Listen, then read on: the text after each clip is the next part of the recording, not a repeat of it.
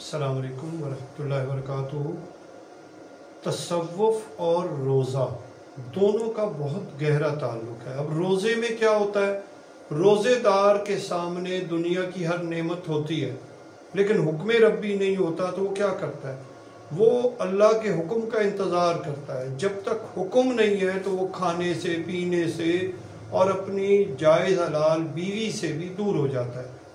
تو جو اہلیان تصوف ہیں، تصوف کی تا میں 4 مراتب ہیں۔ پہلے توبہ، پھر توبہ جس سے کی اس کا ترک، یعنی جس بھی گناہ سے توبہ کیا تو اس کو ہمیشہ کے لیے چھوڑ دیا، اور ترک کرنے کے بعد توکل کا تعلق اللہ کریم سے، کہ اب جب توکل ہے تو اللہ سے ہے۔ تو جو اہل تصوف ہوتے ہیں وہ توبہ جس سے کرتے ہیں اس کو ترک کرنے کے بعد اس سے ہمیشہ کے لیے تعلق توڑ لیتے ہیں اور اس کو ترک کر دیتے ہیں۔ ترک کر کے اب توکل باللہ، اللہ پر توکل کیا، اور جب اللہ پر توکل ہوتا ہے تو پھر اس کا تعلق، کیونکہ اس کا جینا، اس کا مرنا، اس کی عبادت، اس کا ہر معاملہ، قل ان صلاتی و نسکی و محیای و مماتی للہ رب العالمین، کہ اس کا ہر عمل اب اللہ عز و جل کے لیے۔ تو جب اللہ عز و جل کے لیے تو وہ اپنے لیے، جیسے روزے دار اپنے لیے، اب اسے بھوک لگی ہے لیکن حکم ربی نہیں ہے تو وہ کیا کرتا ہے؟ نہیں کھاتا، نہیں پیتا، کسی خواہش میں نہیں ہوتا۔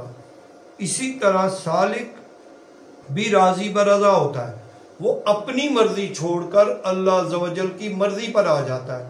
وہ جو اس کی مرضی ہے اسے چھوڑ دیتا ہے، اور جو اللہ عز و جل کی مرضی ہے اس کو اختیار کرتا ہے۔ وہ اپنی مرضی سے نکل کر ترک کرتا ہے جو اس کی مرضی ہے۔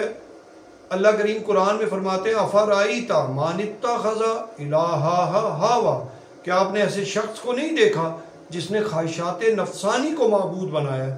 اور حدیث پاک میں ہے من عرف نفسہ فقد عرف ربہ، جس نے پہچانا اپنے نفس کو اس نے پہچانا اپنے رب کو۔ تو جو سالک ہے وہ اپنے نفس کی شرارت کو پہچانتا ہے، وہ جانتا ہے کہ میرا نفس مجھے اللہ کریم سے دور کرنے کے لیے رغبت دلا رہا ہے۔ تو جیسے روزے دار ترک پر ہوتا ہے، ایسے سالک بھی اپنی خواہشات اور لذتوں کے ترک پر ہوتا ہے۔ وہ ہر خواہش کو ترک کر دیتا ہے اور ہر تعلق کو جو اللہ کے لیے اس کو اختیار کرتا ہے۔ اس کا فائدہ کیا ہوتا ہے؟ اس کا فائدہ یہ ہوتا ہے کہ اس کی زندگی کا مقصد، ہم لوگ اس آیت کو مرنے کے لیے سمجھتے ہیں۔ یہ آیت پہلا حصہ جینے کے لیے ہے، انا للہ، بے شک میں اللہ کے لیے ہوں۔ جب میں یہ کہہ رہا ہوں کہ میں اللہ کے لیے ہوں، میں اللہ عز و جل کے لیے ہوں، تو پھر میرا ہر کام اللہ عز و جل کے لیے ہوگا۔ اب یہاں پر ترک کرنا ہے جو میرے لیے ہے، میرا دیکھنا ترک، وہ دیکھوں جو اللہ عز و جل کا حکم، وہ سنوں جو اللہ عز و جل کا حکم، وہ کروں جو اللہ عز و جل کے لیے۔ تو پھر جب میں ترک سے توکل اور توکل سے تعلق کی منزل طے کروں گا، جیسے روزے دار کو انعام ملتا ہے افطار کے وقت اللہ کو راضی کرنے کی، اور پھر عام دنوں اور روزے دار کے لیے الگ سے ایک انتظام کیا جاتا ہے۔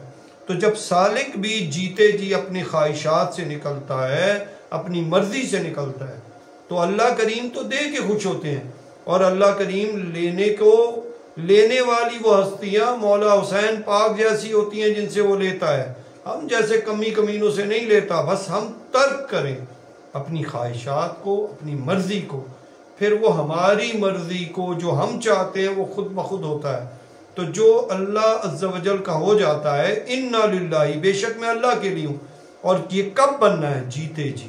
جب میں جیتے جی اللہ عز و جل کے لیے بن جاؤں گا تو پھر ہر چیز میرے لیے ہوگی۔ جو اللہ کا ہو جاتا ہے پھر سب کچھ اس کا ہوتا ہے۔ تو میں اور آپ اپنی مرضی سے نکلیں، جیسے روزے دار اپنی ہر خواہش کو چھوڑ ہے، تو ہم بھی آقا علیہ السلام فرماتے ہیں دنیا مومن کے لیے قید خانہ ہے، تو قید خانے میں کوئی آرام یا مزے میں نہیں ہوتا۔ تو ہم بھی اس زندگی کو انعام سمجھیں، محنت کریں، جب ہم اللہ کو راضی کرنے کے لیے کوشش کریں گے تو دنیا آخرت دونوں میں اللہ کریم کا فضل ہم پر ہوگا. ہم اپنے آپ کو روزے دار کی طرح جیسے روزے دار اپنی مرضی کو چھوڑ کر اللہ عز و جل کی مرضی پہ ہوتا ہے، اسی طرح سالک بھی اپنی مرضی چھوڑ کر اللہ عز و جل کی مرضی پہ ہوتا ہے. اللہ آپ سے اور مجھ سے راضی ہو اور ہم سے دین کا کام لے. میرے مرشد کریم سید جمال الدین شاہ دامت برکاتہم العالیہ کا یہی فیضان ہے کہ ہم زندگی کے مقصد کو سمجھیں. زندگی کا مقصد صرف اللہ کو راضی کرنا ہے. اِنَّا لِلَّهِ، بے شک ہم اللہ کے ہیں. تو کب؟ آج. وَإِنَّا إِلَيْهِ رَاجِعُونَ، تو اس کا تو لوٹنا ہے. کیسے لوٹنا ہے؟ جب وہ راضی ہوگا. تو جس سے اللہ راضی ہوتا ہے پھر اس کے لیے زمین روتی ہے اور فرش والے استقبال کرتے ہیں. تو اللہ مجھ سے اور آپ سے راضی ہوں اور ہم سے یہ دین کا کام لیں. اللہ ہمارا ظاہر باطن یکساں کر دیں. آمین ثم آمین. جزاک اللہ. اللہ حافظ.